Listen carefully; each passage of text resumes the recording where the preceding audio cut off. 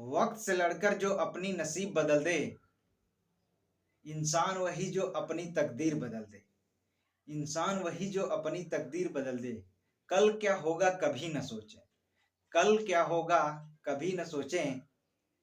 क्या पता कल वक्त खुद अपनी तस्वीर बदल दे। क्या पता कल वक्त खुद अपनी तस्वीर बदल दे। तो आइए इसी महत्वपूर्ण बिंदु के साथ अपने वीडियो की शुरुआत करते हैं। बता दें आपको कि ये कोशिका सिद्धांत का ये दूसरा वीडियो है और इसका पहला वीडियो आप लोगों में जा चुका है। आप बस ऐसे ही हमारे साथ जुड़े रहें। आपको एक महत्वपूर्ण क्लास मिलेगी जिसमें TET, CTET, STET, UPP, RO, ARO के लिए बहुत हेल्प साबित होगा। तो जब आप परीक्षा हॉल में बैठेंगे, अगर आप देखे रहेंगे, अगर नोट्स बनाए रहेंगे, रिवीजन किए रहेंगे, तब समझ में आएगा कि क्या चीज है यह। बस आप हमारे साथ जुड़े रहें अंत तक। तो देर न करते हुए आइए चलते हैं अपने टॉपिक की तरफ। तो अगली जो पिछली क्लास थी उसमें आप कोशिका सिद्धांत यानी कि कोशिका के बारे में जितने प्रश्न बनने वाले हैं सारे पढ़ लें। कोशिका के प्रकार आप उसमें देख लिए थे। अब उसके आगे हम जीव पढ़ लेते हैं। उसके आगे हम जीव के बारे में थोड़ा जान लेते हैं। तो जीव कितने प्रकार के होते हैं? तो जीव हमारे दो प्रकार के होते हैं। कौन कौन से? एक जंतु कोशिका होता है, एक पादप कोशिका। इसी का एक नाम और है वनस्पति कोशिका। जंतु कोशिका या पादप कोशिका या वनस्पति कोशिका इसको कह सकते हैं। तो जंतु कोशिका में आपको क्या क्या पढ़ना है इसको हम जान लेते हैं। जंतु कोशिका में जो इम्पोर्टेंट है इसको पढ़ना है। जैसे जंतु कोशिका में कोशिका झिल्ली, यानी कि जंतु कोशिका में कोशिका झिल्ली पाई जाती है, लेकिन पादप कोशिका में कोशिका झिल्ली नहीं पाई जाती है। ये प्रश्न एग्जाम में जरूर बनते हैं यहाँ से, इसलिए हम इसको जंतु कोशिका में कौन कौन सी चीजें पाई जाती हैं, इधर पादप कोशिका में कौन कौन सी चीजें पाई जाती हैं, इसको नोट डाउन कर दिया है। आप यहाँ से देख सकते हैं एग्जाम में प्रश्न कैसे बनता है कि कोशिका झिल्ली किसमें पाई जाती है। जंतु कोशिका में पाई जाती है, पादप कोशिका में पाई जाती है, और इसमें दो ऑप्शन और कोई रहेगा तो आप टिक करेंगे कि जंतु कोशिका में पाई जाती है। तो इस प्रकार से क्वेश्चन बनते हैं, या इसमें से ऐसे बन जाते हैं। तीन ऑप्शन दे देगा, उसमें दे देगा एक चौथा ऑप्शन दे देगा कि इसमें से जंतु कोशिका में कौन सी झिल्ली नहीं कोशिका झिल्ली नहीं पाई जाती है। तो इस प्रकार से नहीं वाले में पूछ देगा, या एक प्रकार से एक और क्राइटेरिया चलता है, मिलान करने के लिए दे देता है। तो इस प्रकार से क्वेश्चन बनते हैं। तो इसको ध्यान से अगर देखे रहेंगे तो आसानी के साथ आप परीक्षा हल में प्रश्न को कर ले जाएंगे। तो जंतु कोशिका में कोशिका झिल्ली पाई जाती है, लेकिन पादप कोशिका में कोशिका भित्ति पाई जाती है। जंतु कोशिका में कोशिका झिल्ली पाई जाती है, लेकिन पादप कोशिका में कोशिका भित्ति पाई जाती है। राइबोसोम जो है जंतु कोशिका में भी पाया जाता है, और राइबोसोम पादप कोशिका में भी पाया जाता है। सेंट्रोसोम जिसको हम तारकाय कहते हैं, तारा, ये जो प्रश्न है इसको थोड़ा सा आप इम्पोर्टेंट बना लेंगे। इस प्रश्न को यूपी टेट 2019 में पूछा गया है। इस प्रश्न को सेंट्रोसोम जो है यूपी टेट 2019 में इस प्रश्न को पूछा गया था। तो सेंट्रोसोम को इम्पोर्टेंट बना लेंगे। सेंट्रोसोम जंतु कोशिका में पाया जाता है, लेकिन पादप कोशिका में या वनस्पति कोशिका में नहीं पाया जाता है। तो सेंट्रोसोम को थोड़ा सा दिमाग में रखेंगे। इसके बाद लाइसोसोम इसमें भी पाया जाता है। लाइसोसोम जो पादप कोशिका में भी पाया जाता है। और गोल्जी का यानी कि गोल्जी बॉडी इसमें भी पाया जाता है और इसमें भी पाया जाता है। माइटोकॉन्ड्रिया दोनों में पाया जाता है।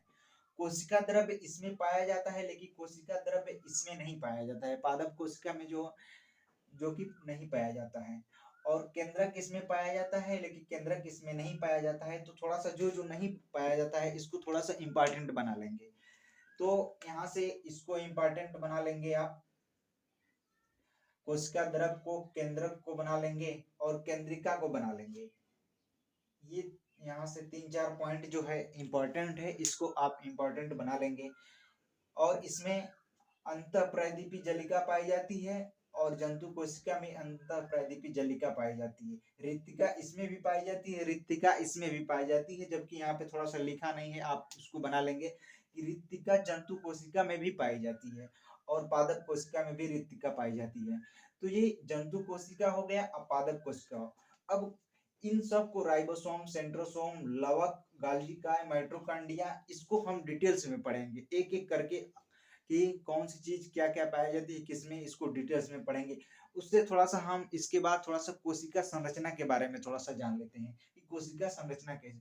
कोशिका संरचना के भी दो भाग हैं, इसमें कोशिका भित्ति जिसे हम सेल वॉल कहते हैं और एक जीव द्रव्य। जीव द्रव्य को हम दो भागों में विभाजित किए हैं, एक कोशिका द्रव और एक केंद्रक। तो सबसे पहले हम कोशिका भित्ति के बारे में जान लेते हैं कि कोशिका भित्ति क्या होती है। तो जो ये पौधों की कोशिका में ये कोशिका भित्ति पाई जाती है, किसमें पाई जाती है, तो पौधों की कोशिका में ये कोशिका भित्ति पाई जाती है और पौधों में ये सेल्यूलोज नामक पदार्थ से बनी होती है। पौधों में कोशिका भित्ति जो है इस सेल्यूलोज नामक पदार्थ से बनी होती है, इसको थोड़ा सा आप इंपॉर्टेंट लगा लेंगे। सेल्यूलोज नामक पदार्थ से कोशिका भित्ति बनी होती है पौधों में, इसको इंपॉर्टेंट थोड़ा सा बना लेंगे, इस चीज को आप इंपॉर्टेंट बना लेंगे। और जितनी ये लाइनें लिखी हुई हैं बहुत महत्वपूर्ण लाइनें हैं और ये परीक्षाओं में पूछी गई हैं, किसी न किसी परीक्षाओं में ये लाइनें पूछी गई हैं। शैवाल की कोशिका भित्ति जिसको हम पैक्टिन नामक पदार्थ से बना हुआ है, शैवाल की कोशिका भित्ति जो है पैक्टिन नामक पदार्थ से बना हुआ है, इसको भी आप इंपॉर्टेंट की श्रेणी में रखेंगे, इंपॉर्टेंट बना लेंगे। और कवकों में जो कोशिका भित्ति है काइटिन नामक पदार्थ से बना हुआ है, कोशिका भित्ति जो काइटिन नामक पदार्थ से बना हुआ है, इसको थोड़ा सा आप इंपॉर्टेंट की श्रेणी में इसको भी रखेंगे। जितने पॉइंट हैं सारे इंपॉर्टेंट है, बहुत ध्यान से देखिएगा और बहुत ध्यान से इसको नोट डाउन करिएगा। इसके बाद जीवाणु कोशिका भित्ति में म्यूकोपेप्टाइड पाया जाता है और पेप्टोइडोग्लाइकन पाया जाता है। इसमें म्यूकोपेप्टाइड पाया जाता है, पेप्टोइडोग्लाइकन पाया जाता है। जीवाणु की कोशिका भित्ति में ये आरओ 2016 में ये प्रश्न पूछा गया था। ये प्रश्न जो है आरओ में पूछा गया था 2016 में, इसको ध्यान में रखेंगे।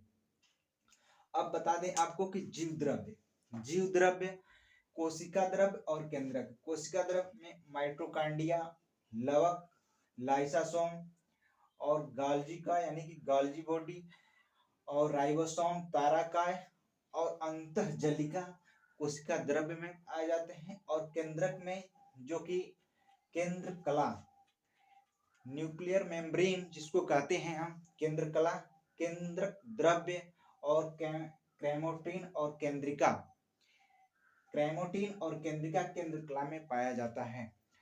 तो ये रहा कोशिका की संरचना, इसको नोट डाउन कर लें और इसको ध्यान में रखेंगे। यहाँ से जरूर क्वेश्चन बनते हैं और क्वेश्चन बने भी हैं पिछली परीक्षाओं में, तो इसको थोड़ा सा आप ध्यान में देखेंगे। इसके बाद हम लवक, लाइसोसोम, माइटोकॉन्ड्रिया, गाल्गी काय और प्लास्टिड यानी कि लवक, इसको थोड़ा सा हम डिटेल्स में बढ़िया से ध्यान से पढ़ेंगे। तो इन सब को आप थोड़ा सा हम साइड हो जाते हैं, नोट डाउन कर लें। इसके बाद हम इन सब सारी चीजों को पढ़ने के बाद हम श्वसन तंत्र के बारे में चर्चा करेंगे। लेकिन इन सब को पढ़ने के बाद आप बस हमारे क्लास में बने रहें, देखिए कितना इंटरेस्टिंग ये क्लास होगा और आसान भाषा में आपको समझ में आएगा। हम साइड हो जाते हैं, आप स्क्रीनशॉट बना लें। जीव द्रव्य की जो खोज किया था, यहाँ पे जितने पॉइंट लिखे हुए हैं सब महत्वपूर्ण पॉइंट हैं और छांट के लिखा हुआ है, बहुत मोस्ट इम्पॉर्टेंट पॉइंट है। और इसके अलावा आपको अधिक चीजें नहीं पढ़नी है, बस इतने से आपका परीक्षाओं में, इन सब परीक्षाओं में काम चल जाएगा। तो जीव द्रव्य जो कि जुडार्जिन ने इसका खोज किया था और पुरकंजे ने इसका नामांकन किया था। इसके बाद जीव द्रव्य में कोशिका प्लस केंद्रक का अध्ययन किया जाता है। जीव द्रव्य अर्धपारदर्शक तथा तरल पदार्थ है। जीव द्रव्य जो है रंगहीन, अर्धपारदर्शक तथा तरल पदार्थ है। इसमें 60 से 80% जो है जल पाया जाता है। इसमें 60 से 80% जल पाया जाता है। अब ये सारी लाइनें बहुत मोस्ट इंपॉर्टेंट हैं जीव द्रव्य के लिए। और जीव द्रव्य में अगर यहाँ से क्वेश्चन बनते हैं तो आपको यहीं से आसानी से प्राप्त हो जाएंगे। तो थोड़ा सा नोट्स बना के इसका रिवीजन करिए अच्छे से, आपको सब क्लियर होता रहेगा। इसके बाद माइटोकॉन्ड्रिया, तो माइटोकॉन्ड्रिया की खोज जो कोलिकर ने किया था और माइटोकांड्रिया शब्द का प्रयोग जो है सी बेंडा ने किया था। माइटोकांड्रिया शब्द का प्रयोग जो है सी बेंडा ने किया था। और माइटोकांड्रिया में किस्टी माइटोकांड्रिया में पाई जाती है। जो किस्टी है माइटोकांड्रिया में पाई जाती है। यह दंडाकार कोशिकांग है। यह दंडाकार कोशिकांग है जो प्रत्येक दोहरी झिल्ली से घिरी होती है। जो कि प्रत्येक दोहरी झिल्ली से घिरी होती है। अगर आपको एग्जाम में बस यही लाइन उठा के दे दे और इसमें जीव द्रव्य माइटोकांड्रिया लवक और एक ऑप्शन जो कि रिक्तिका दे दे, तो जैसे मान लीजिए प्रश्न ऐसे बनाता है कि यह कौन सा वह प्रकरण है जो कि यह दंडकार कोशिकांग है जो कि प्रत्येक दोहरी झिल्ली से घिरा होता है। तो आप ऑप्शन में जीव द्रव्य माइटोकांड्रिया लवक रिक्तिका अगर दे दें तो आपको माइटोकांड्रिया पे टिक करना है। यह दंडकार कोशिकांग है जो कि प्रत्येक दोहरी झिल्ली से घिरी होती है। इसे पावर हाउस ऑफ सेल या कोशिकांग का इंजन कहते हैं। यहाँ से क्वेश्चन अक्सर बनते हैं। किसे पावर हाउस ऑफ सेल यानी कि ऊर्जा घर किसे कहते हैं, कोशिका का ऊर्जा घर किसे कहते हैं, यहाँ से क्वेश्चन बनते हैं। या कोशिका का इंजन किसे कहते हैं, यहाँ से अक्सर क्वेश्चन बनते हैं। इसमें ऊर्जा यानी कि एटीपी के रूप में होती है। माइटोकांड्रिया में ऊर्जा जो है एटीपी के रूप में होती है। इसके बाद थोड़ा सा हम लवक की चर्चा कर लेते हैं कि लवक क्या चीज है। लवक यानी कि प्लास्टिड, इसकी खोज हैकेल ने किया था और यह सबसे बड़ा कोशिकांग है। यह सबसे बड़ा कोशिकांग है। अब इसके अंतर्गत 3 लवक पाए जाते हैं। कौन कौन से? अवर्णी लवक, वर्णी लवक और हरित लवक। अवर्णी लवक पौधों के रंगीन जड़ तना में पाया जाता है। पौधों के रंगीन जड़ तना में यह पाया जाता है। वर्णी लवक ये रंगीन होता है। यह रंगीन होता है जैसे कि पुष्प, फल, तना। पुष्प, फल और तना। हरित लवक ये हरे पत्तियों में पाया जाता है। हरित लवक जो है यानी कि क्लोरोफिल ये हरे पत्तियों में पाया जाता है। अब थोड़ा सा बात कर लेते हैं हम अवर्णी लवक। अवर्णी लवक ये भोज्य पदार्थ का संग्रह करता है। अवर्णी लवक जो है ल्यूकोप्लास्टिड, यह भोज्य पदार्थ का संग्रह करता है। और इसके अंतर्गत एमाइलोप्लास्ट जो है यह स्टार्च का संग्रह करता है। और प्रोटीनोप्लास्ट जो है ये प्रोटीन का संग्रह करता है। यहाँ से स्पष्ट है कि प्रोटीनोप्लास्ट यानी क्लियर हो जाता है कि यह प्रोटीन का संग्रह करता है। एमाइलोप्लास्ट जो है स्टार्च का संग्रह करता है।